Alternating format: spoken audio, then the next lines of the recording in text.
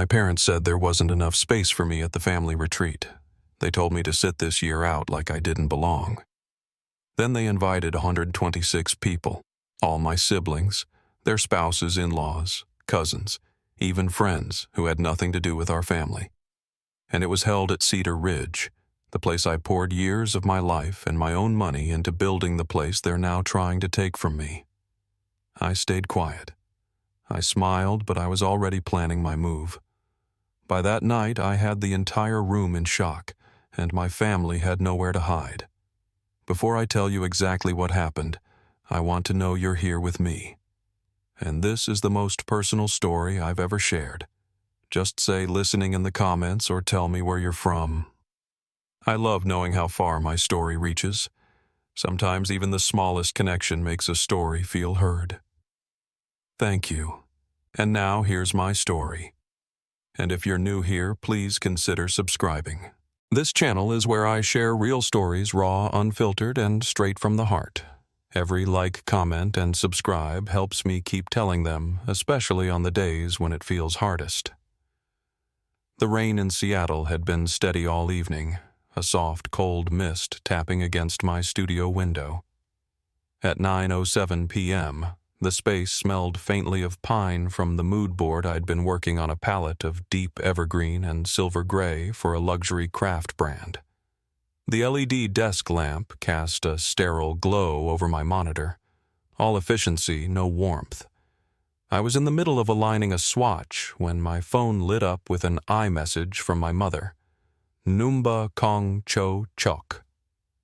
I read it slowly, my eyes landing on Kongju Cho as if the phrase had weight. My chest tightened. The cursor blinked on my screen while raindrops patterned the glass. I didn't type back. Instead, I stared at those 3 words and felt something slip inside me. A quiet, hollow drop. The room hummed with the fan's steady whirl. My mug of tea, long gone cold. On the monitor, silver ripples swam through a background texture echoing the surface of Alder Lake in summer. I told myself not to overreact, that maybe there really wasn't space this year, but the thought tasted like something I'd been fed too many times before. I clicked my laptop shut, let the room dim except for the desk lamp. In that half-light, I closed my eyes and saw another shore. I was 8 years old again, walking the weathered planks of the Alder Lake dock beside my grandfather. The air was thick with the scent of wet pine.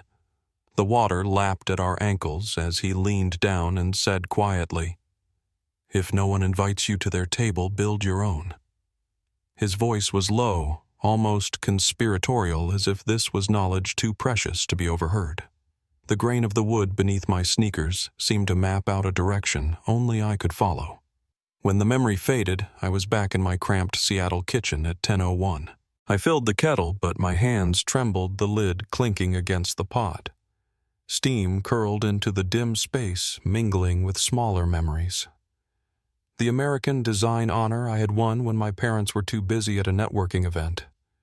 The Christmas when I got a $60 gift card, while everyone else unwrapped personalized leather-bound journals.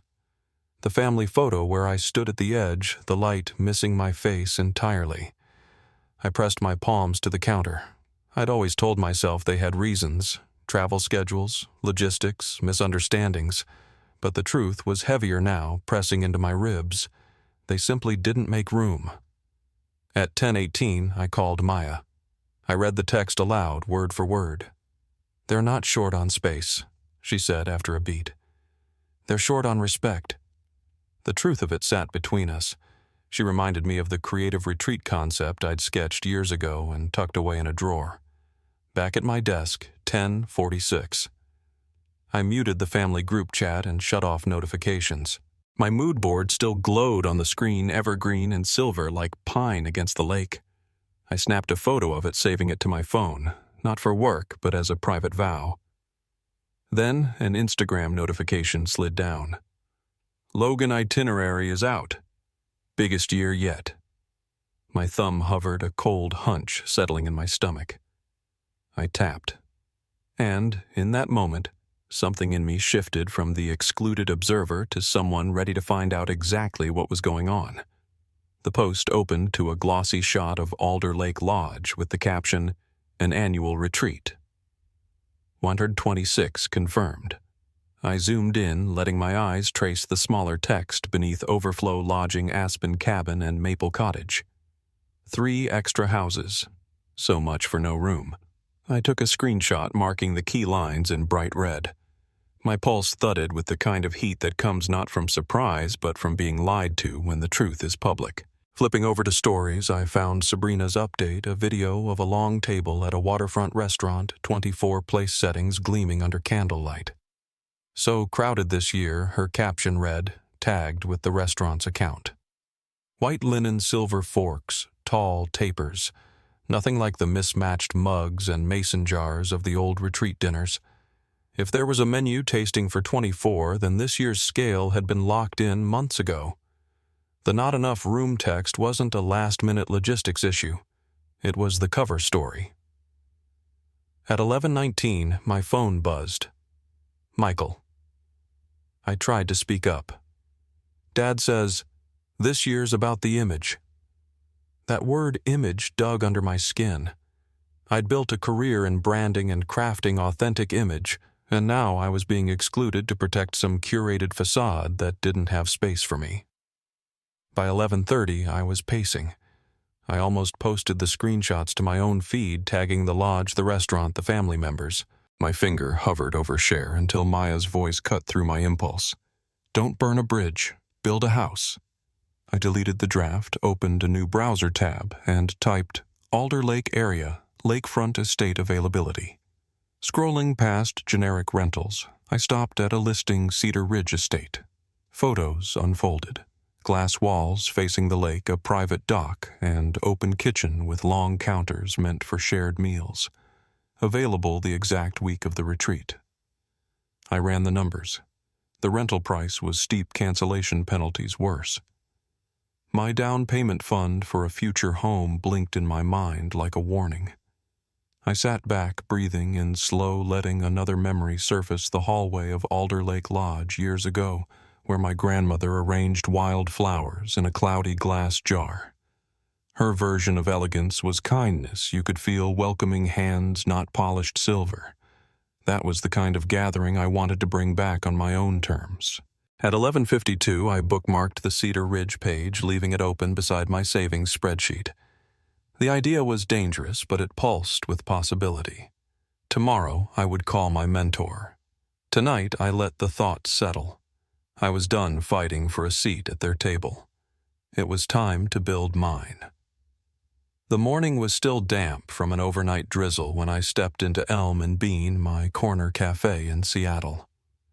The clock read 7:42, and the air carried that familiar mix of fresh espresso and wet pavement.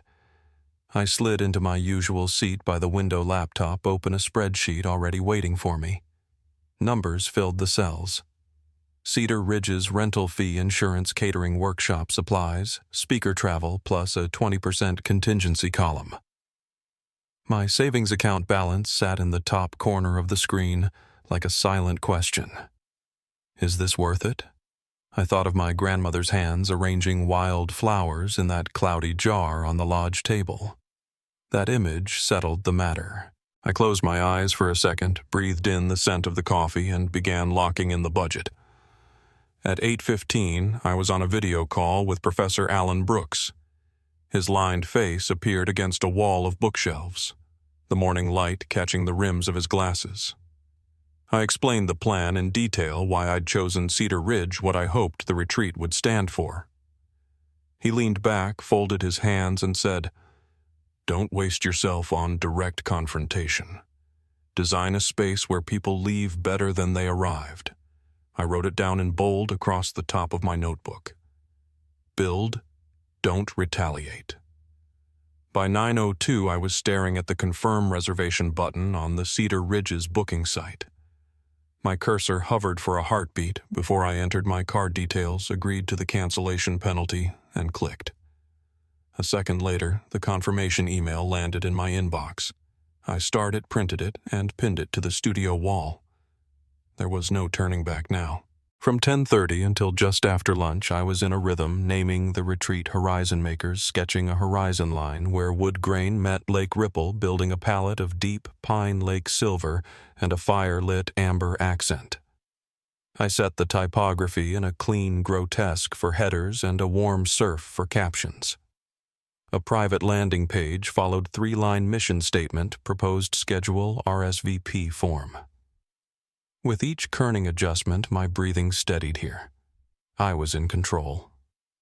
At 1:15, I began the guest list. Maya, of course, as co-host. Kyle, my nature photographer friend. Paige, who could throw clay on a wheel and hold a room spellbound. Aaron, who taught breathwork like it was an art form. 2 craft brand founders, a gallery curator. From my family, only Nora, whose empathy was rare, and Michael, who had quietly supported me before. No one was invited purely for status. On the studio wall, I taped a yes/no board. Each name paired with a short note why they belonged at my table. Emails went out at 20 personal warm each with the site password dietary form and a note to bring hiking boots. This space is for those who respect it, honor each other, and share honestly. I wrote at the close. At 2:37, Maya called. "What's your kitchen plan?" "In rain plan," she asked, ticking off each potential failure point. I added them to the checklist. She suggested Marcus Hale, the private chef who'd run campfire feasts up the coast. Then, at 3:12, an unfamiliar email subject line slid into my inbox. Vendor conflict notice row event. The sender was a regional service company near the lake. The message was vague. Certain suppliers may have scheduling and policy conflicts. I filed it under handle later. I wouldn't let it derail the build. By 4:05, the first replies were coming in. Paige promised to bring her portable kiln. Kyle pitched a sunrise photography walk. Nora wrote, "I'll be there. I miss our grandparents. I understand you." Then a private message from Michael. "I'll come for one day. My choice." My hand tightened on the phone. My eldest brother had never broken ranks with our parents before. At 10:40 that night, I wrote 3 lines on separate cards and taped them beside the confirmation email. Don't ask for a seat.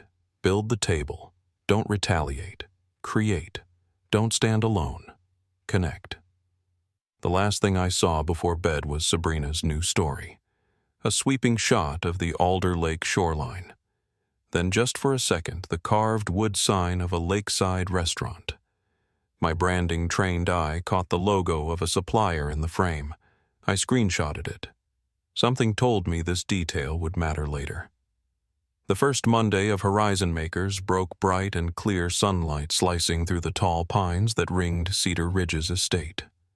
The lake below was a smooth sheet of silver blue. By mid-morning, the air inside the main room was fragrant with cedar and coffee. Guests milled between the open kitchen and the workshop tables, their chatter blending with the soft notes of an acoustic guitar. We had just wrapped a session on brand narrative when Maya slipped in from the deck, her expression taut. She leaned in close and murmured, "You need to see this." She handed me her phone. The post on the screen was from Brandon, my other brother. Some people think renting an expensive house means they've made it hilarious. The photo beneath was the lake, unmistakably Alder Lake, with the hashtag real value. The comments were worse. Thinly veiled jabs from other relatives, each one meant to land in my lap. A faint vibration started in my chest. Anger threaded with the ache of recognition. This wasn't about property or prestige. It was about drawing lines in the sand in public. I locked the screen and set the phone on the table. Not now, I told Maya, but the decision was already forming. I wouldn't let them set the tone for this week. Then the sound of an engine broke through the birdsong outside. A pair of headlights flashed through the trees as a silver SUV crunched up the gravel drive. Maya glanced toward the window. "It's Austin and Logan," she said, her voice low. The twin brothers stepped out, all matching sunglasses and calculated ease. Austin was first through the door, gaze sweeping the room like an appraisal. We just wanted to see what's so special. It made our parents clear their schedule, Logan said, lips curling at the corners. I smiled without warmth. You're welcome to look around. They did, murmuring to each other. Nice, Austin said finally, but it's not the lodge. His tone was light, but it landed like a dart. A few guests paused in their conversation, sensing the undercurrent. Maya moved to my side, speaking under her breath. I overheard them in the driveway. Richard sent them to document everything here, photos, maybe video for some family meeting. It clicked. They weren't just curious drop-ins. They were on assignment. I turned back toward the big windows where the lake glimmered in the distance. If they were gathering material, they'd get something, but it would be on my terms. Marcus Hale had the kitchen moving like a quiet orchestra shallot, softening in a pan, a stocket murmuring on the back burner, the smell of lemon and thyme drifting through the open doors. I was chopping herbs when Diane appeared at the threshold. One hand braced on the frame, the other cradling something against her coat. "A minute, Ethan," she said, barely louder than the hum of the vent. We stepped onto the back porch. The greenhouse cast a soft, honey glow over the flagstones, and the pines beyond held the last of the evening light. She watched the lake for a long breath before turning to me. "There's something you need to know," she said. "Your grandparents intended Alder Lake Lodge for you, not for your parents." For a second, I only heard the shore. That hush tap of water on rock. That isn't what the will says. Because Richard persuaded them to change course at the last moment, she replied. He told them you weren't steady enough to manage it. They never stopped loving you for what you are, but they were swayed. They kept the prior agreement anyway, tucked away. I kept a copy. She reached inside her coat and produced a thick envelope worn soft at the corner's edges, smoothed by years of handling. Inside parchment-colored pages bore the familiar signatures in a fountain pen blue I'd seen on old birthday notes. Robert Miller, Margaret Miller. My name set plainly in the center of a sentence that placed the lodge in my hands. Heat climbed my neck and settled behind my eyes. This wasn't just about a building. It was about the quiet eraser of a path I was meant to walk. The porch boards felt unsteady under my feet, as if the lake had lifted to meet us. "I didn't show you because I wanted you to build your own life before you shouldered theirs," Diane said. "But what I've seen here, these people, this house, the way you've made room, I believe you're ready to carry both." I slid the papers back into the envelope, careful not to crease anything, and pressed the flap closed. "If this comes out," I said, "there won't be a way to pretend we're fine." "Pretending hasn't kept you safe," she answered. "It only kept you quiet." When I returned to the kitchen, Maya read everything on my face. We stepped into the pantry, and I told her what Diane had shown me. She listened with her arms crossed, jaw set. "This is going to shake the whole tree," she said. "Not just your parents. Everyone in that dining room, friends, clients, will have to pick a version of who you are. If you share it, do it on your terms and with a plan." Before I could answer, my phone buzzed. "Nora, be careful. Mom and Dad want a family meeting at Cedar Ridge to clear things up. They're on their way to you. Probably tomorrow. I'm sorry." I stared at the message, then at the envelope in my hand. It felt like a key and a live wire at once. Access and ignition in the same package. I tucked it inside my office drawer and turned back to the service, putting on my host's face as guests drifted toward the table. Every glass I sat down, every napkin I folded smooth, carried the quiet knowledge that nothing about this week would be small again.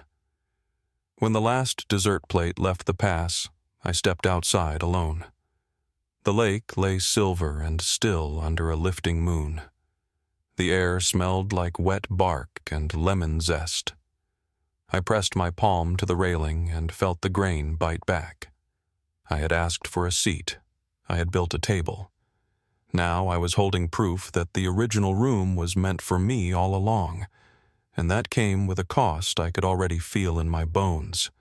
There would be no more sidesteps. The next conversation would be straight through the center. By late afternoon the next day, the sky had bruised over wind, threading through the trees hard enough to rattle the glass. A text from my father arrived at 3:11. "We need to meet in the main hall. Family only, not part of your retreat." Word traveled faster than wind. Guests exchanged looks as a procession of familiar faces filed through the doors. My parents, Austin and Logan Brandon, already carrying a manila folder like a prop, others behind them in a tight cluster. There was no attempt at discretion. Their entrance was the point. We gathered in the main room. The long windows turned the lake into a dark sheet of metal. Richard planted himself near the center shoulders squared. "Ethan," he began, "we need to make clear in front of everyone here that you are not replacing the Alder Lake tradition with this alternative. Some people have misunderstood what you're doing." Before I could answer, Austin cut in, hands spread as if he were soothing a client, and we should address why you've opened what should be family space to outsiders. A few guests shifted in their seats. Maya stepped to the back of the room where she could watch the door. I kept my voice even. "Cedar Ridge is my lease, my liability, and the people here are invited because they respect this place. That includes you," I said, and it landed between us like a challenge. Brandon stepped forward, the manila folder already open. "Let's not pretend this is altruism," he said. "You're using our last name to run a business week. We have invoices that say as much." He held up printed pages, catering estimates, rental equipment, quotes a copy of my insurance binder, triumphant, as if he'd found a smoking gun instead of the due diligence I'd built into the budget. I didn't reach for the papers. I recognized the service names on the headers, including one that matched Sabrina's story from the lakeside restaurant. Somewhere behind Brandon's posturing, I could smell the vendor email I'd flagged the day before. "These show that I'm paying for other people to eat well and that I insured everyone under my roof," I said. "If there's a crime in being prepared, I guess I'm guilty." A rustle moved through the guests, some amused, some appalled. My mother's mouth tightened. Then his oldest stepped forward, palms open. "Dad," she said, "last month you called the retreat silly pageantry and said you wished you could skip it. Now you're here complaining that Ethan's event threatens it. Which is it?" Her voice was steady, bewildered, brave. The room cleaved. Some of my siblings lined up behind my parents without words, arms crossed in a mirror of Richard's stance. Others, friends, collaborators, leaned toward Nora as if empathy itself had a gravity. Austin glanced at Logan, then back to me. "This isn't just about tone," he said. "We've retained counsel to review the chain of title here. There's an ambiguity in the land records we believe might affect your right to host this kind of gathering." His delivery was smooth, practiced, but his eyes flicked to my father for approval, and that small tell gave him away. There it was. Not only a complaint, but a move to pry open the ground under my feet. I took a breath and let the silence stretch until I owned it. "You don't like what this place stands for because it wasn't your idea," I said finally. "You don't like that people came here and felt more like family than they do at Alder Lake. You're calling it exposure or commerce or a legal question, but we all know what this is about." The wind pushed hard at the windows. A glass trembled on a side table. Somewhere down the hall a door thunked in its frame. My father's voice dropped. "We built a name that means something. You don't get to trade on it for your personal projects." I looked around at the faces. Maya's steady, Kyle's alert pages kind, the founders who had trusted me with their brands, the curator who had given me my first showcase. I'm not trading on anything I said. I'm building on the legacy that made me possible. If you think that's an offense, I can't help you understand. For a moment, no one spoke. The only sound was the wind and the low creak of the beams. I could have ended it there. Let them march out, satisfied they dropped their warning. Instead, I walked to the front of the room and set my hand on the back of a chair, feeling the wood's cool curve under my fingers. You asked for a meeting, I said. You got one. Here's mine. Tonight I'll speak to everyone in this room, family and guests. I'll explain what this week is and what it isn't, and I'll show exactly what I've paid for and why. If you want to stay, stay. If you want to leave, leave. But we're not doing this in half statements and drive-by accusations. My mother looked at my father. Brandon's folder drooped just enough to betray doubt. Austin and Logan exchanged a quick glance, calculating next moves. I didn't wait for their permission. I turned to Maya. "We'll need the main hall at 8, I said. She nodded and started moving already in logistics mode. The guests, sensing an ending, rose in pockets and drifted toward the doors. Voices low, the room loosening around the edges. When the last of my family stepped into the corridor, I felt the pressure drop like the instant after a storm breaks. I stood alone a moment longer, listening to the rafters settle. The envelope in my office drawer might change the terms of this fight, or it might simply confirm what I already knew, that the only way forward was through. Either way, I wasn't letting this meeting end as a warning shot from someone else's playbook. The next chapter of this week and of my place in this family would be written here in my house under my light, with my voice carrying to the back of the room. The rain had turned Cedar Ridge into a fortress of shadows. I sat in my office with Maya, the low hum of the old desk lamp filling the silence between us. Outside, the wind rattled the tall windows, and the scent of damp cedar seeped in through the cracks. "We can't wait for them to make the next move." Maya said, her voice calm but edged. "We need to take the floor tonight in front of everyone." I leaned back, letting the weight of the last 2 days press into me. "You mean make it public here?" She nodded. "Not just to defend yourself. Redefine the story. If you don't, they will." I texted Nora under the desk. "Bring Diane tonight in the envelope." My thumb hovered over the send button for a moment before I pressed it. As Maya drafted a short announcement to invite everyone to a casual gathering in the main hall, I stepped into the corridor to clear my head.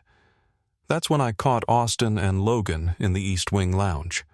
Their phones pointed toward a stack of signed guest agreements. I strode in before they noticed me looking for something. Logan stiffened. Austin smirked, just making sure everything's transparent. Maya appeared at my side, her tone clipped. "Transparency doesn't come from stealing files." She shut the folder and slid it under her arm before walking out. Back in the office, a trusted guest, Carol Bennett, a longtime collaborator, slipped in quietly. "Ethan." I overheard Richard and Brandon talking in the courtyard. She whispered, "They're planning to call the Harbor Gazette tomorrow morning. If that story hits print, you won't get a chance to explain." That was it. The clock had stopped ticking in my head. The fight wasn't coming tomorrow. It was already here.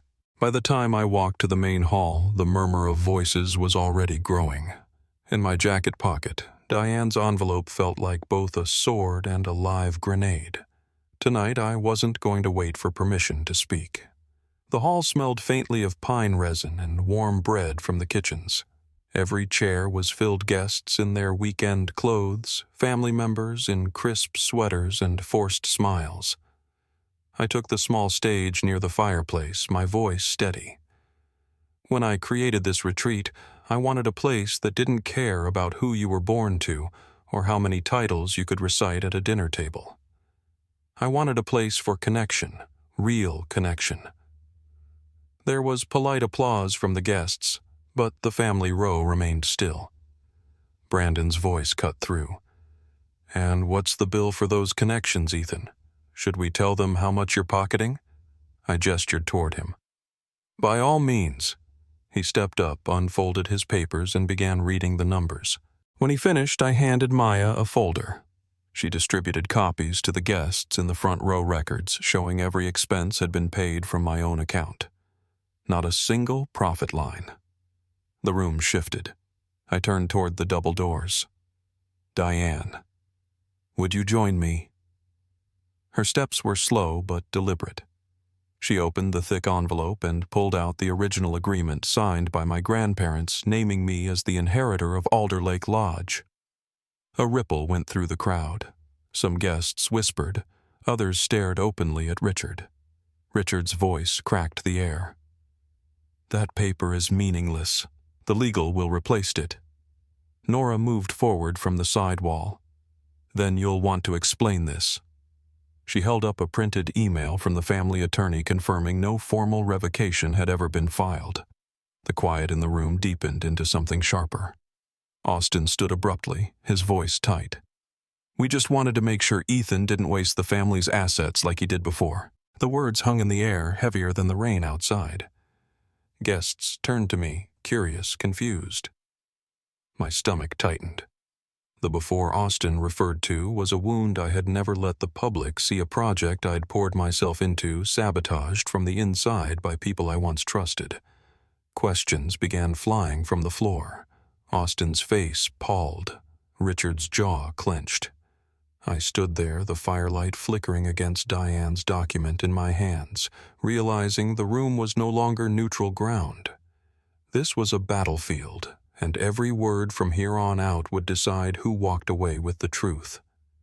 Chaos ricocheted around the hall, raised voices, chairs scraping a cluster of guests trying to decide whether to leave or stay. I took the mic and let the feedback ring for a heartbeat. "Enough," I said, and the room began to settle. Maya moved to the double doors, closed them, and stood there with her arms folded, a quiet signal that we weren't going to be interrupted by phone calls or quick exits. Rain thickened against the windows. Thunder rolled over the lake like a slow drum. "I'm going to walk through this in order," I said.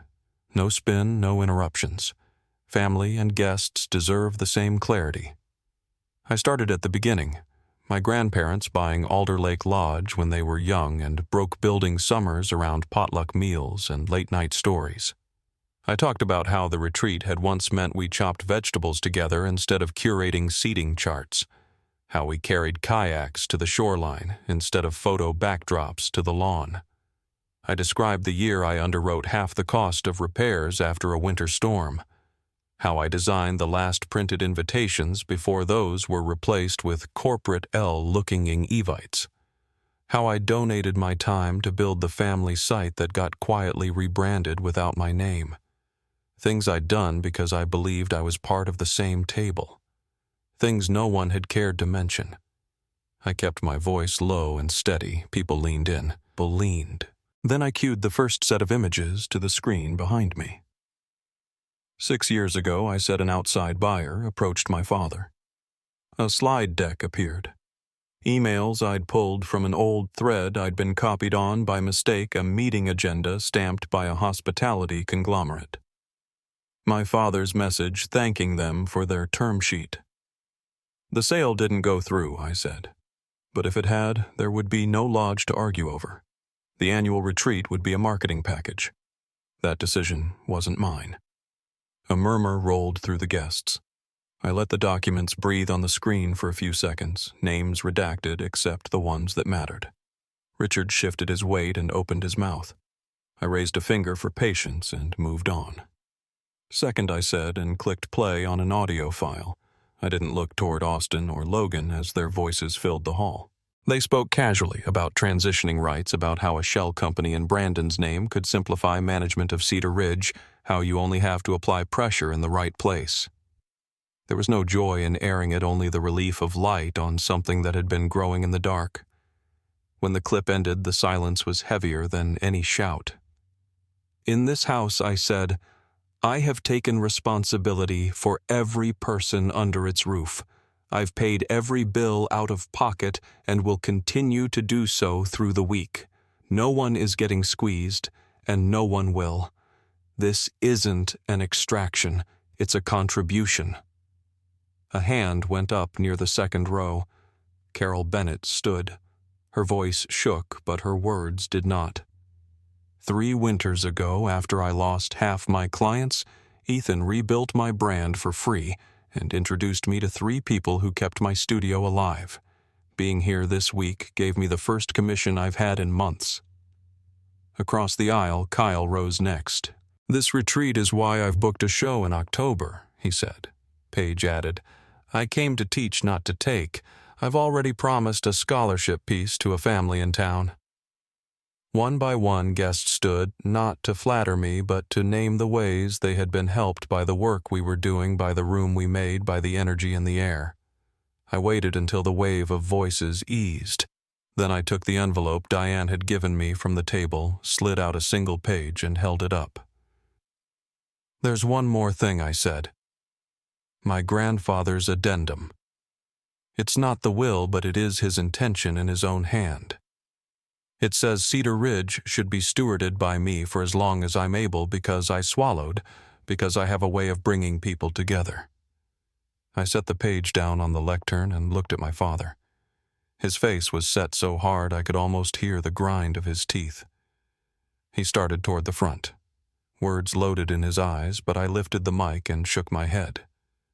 "You'll have your turn," I said. "Tonight isn't a trial. It's a reckoning with what's actually happened." No one spoke. The rain softened. The thunder moved farther off. I scanned the room. "I know what comes next can be expensive," I said. "I also know what it costs not to stand up when the moment calls. If we end up in court, so be it. But I would rather we fix this as a family and leave the lake out of it." The last sentence hung in the stillness. My father didn't answer. Brandon looked down at his folder as if it had turned to stone. Around the room, guests sat with the kind of attention you don't get twice. I understood there would be paperwork later, and lawyers, and maybe headlines. But for the first time all week, the story belonged to the person actually living it. I lowered the mic. "Thank you," I said. "We're done for tonight." Maya opened the doors. People filed out without chatter. The storm, for now, had nothing left to say. Morning rose clear and bright. Yesterday's weather rinsed from the sky. The lake glittered as if nothing had happened. From the balcony I could see the dock planks drying in the sun, the long drift of shadow from the pines shrinking minute by minute.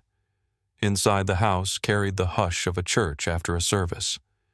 It felt like a reprieve. It felt like borrowed time. I called the family to a small room off the main hall. No guests, no audience, just the people whose names appeared on deeds and birth certificates with mine. Maya set a tray of coffee on the sideboard and left, closing the door behind her. I didn't sit. "Here are the two paths," I said, hands flat on the table. "One, you acknowledge Cedar Ridge as part of our summer tradition, independent of the lodge, and not subordinate to it. I keep full authority over its programming and operations. Everyone is welcome if they come as guests, not as owners. 2, I take everything we heard and saw last night and push it to legal channels, and if necessary to the press. I don't want to do that, but I will." My mother stared at the window. My father stared at me. Nora cleared her throat. "I want to work here," she said quietly. "Full-time with him." She nodded at me. "I'm done pretending the lodge is the only heart this family has. This place feels like the future." The words landed like a stone in a calm pond, sending rings out to every person in the room. My father's head snapped toward her. "Absolutely not," he said. "We are not splitting the family in two." "It's already split," she said, not unkindly. "You did that when you told him there wasn't room." My phone buzzed in my pocket. I didn't take it out, but when I glanced down, I caught a preview messages from Austin and Logan. I read them after the meeting, both offering a private settlement if I dropped any challenge to their attempt to control the house's rights. Both dressed up in the language of concern. Even before I opened them, I recognized the pattern: save face in public, stifle me in private. Back in the room, my father finally spoke. "We can recognize Cedar Ridge," he said. "Each word measured for now, but this family will have oversight. Financial review, scheduling approval, and a veto on future guests." I shook my head. "No oversight. You don't vet my friends. You don't approve my work. That's the offer you get from me, and the only one. I looked at the clock on the wall. You have 72 hours to give me your answer. If I don't have it by then, I proceed as I said. My mother pressed her napkin into a tight square. And if we say no, she asked. Then we'll all learn a lot about process, I said. And the lake will outlast whatever we put it through. No one moved. The room felt small with the weight of everything we hadn't said for years. I stood, pushed my chair in, and opened the door. The corridor was flooded with light. The hum of coffee cups and soft footsteps drifted from the kitchen. The regular world was waiting on the other side of a line I had just drawn. On the porch, Maya handed me a mug, black and hot. "You okay?" she asked. "I'm steady," I said, and realized it was true. My hands were still. My breath didn't catch. The lake threw coins of light onto the undersides of the branches, and a pair of kayakers cut a silent V across the water. I didn't know what their answer would be. I did know what mine was, and it would not change. A plan began lining up in my mind with the clarity of a blueprint. Formalize the governance of this place lock in the insurance and the calendar for the next 5 summers. Establish a fund to sponsor 2 artists a year from the nearest town. If my family came with me, we'd write a new chapter together. If they didn't, I'd write it anyway. I sipped the coffee. It tasted like cedar smoke and something daring. Somewhere inside the house, someone laughed. Somewhere down the hill, a door closed and opened again. The world moved forward. So did I.